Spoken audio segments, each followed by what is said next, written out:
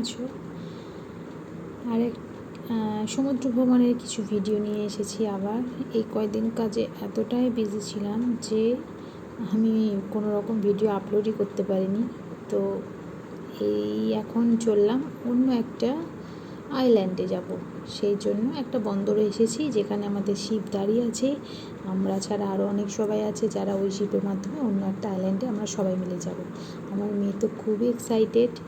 আমার হাজব্যান্ড আমার ভিডিও করছে, আমি আমার মেয়ে সামনের দিকে এগিয়ে যাচ্ছি। তো এই যে আমাদের শিপ অ্যান্ড আমার মেয়ে আর আমি উঠে পড়েছি। ওই দাদাটাকে আঙ্কেলকে বলছে হাই, ও দেখছে ওকে।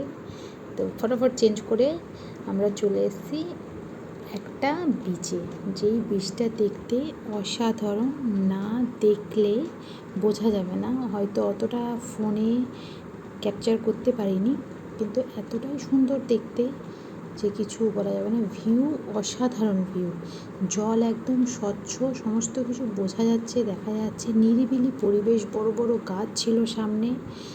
আর মানে কি বলবো, এতটাই সুন্দর যে শুধু সমুদ্রের ঢেউয়ের শব্দ ছাড়া, ঢেউগুলো যে হচ্ছে সেই সমুদ্রের জলের ঢেউয়ের শব্দ উঠছে, এত সুন্দর।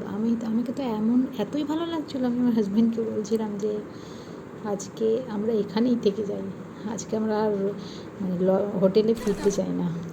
তো এই যে সঙ্গে আমার মেয়েও চলে এসেছে।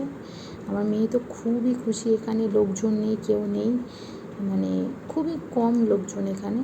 আপাতত আমরাই ছিলাম, তারপর কিছুক্ষণ পরে আবার আরও মানে কিছু মানুষ আসলো দেখলাম। তো খুবই ভালো লেগেছে, অনেক এনজয় করেছি এখানে। এবং এখানে আবার ছোট ছোট পাহাড়ও আছে, যেগুলো দেখতে, পাহাড় সমুদ্র মিলিয়ে দেখতে একদম অসাধারণ লাগছিল। এই যে গাছের গুঁড়িগুলো সমুদ্রের জলের মধ্যে আছে, ঢেউগুলো এসে ওখানে আটকাচ্ছে, দারুণ লাগছিল। তো চলো আবার ফটাফট আমরা রেডি হয়ে গেলাম আর একটা অন্য বন্দরে এসে হাজির, এবং অন্য একটা আইল্যান্ডে যাব। চলো নেক্সট ভিডিওতে দেখা হচ্ছে, বাই বাই, টাটা।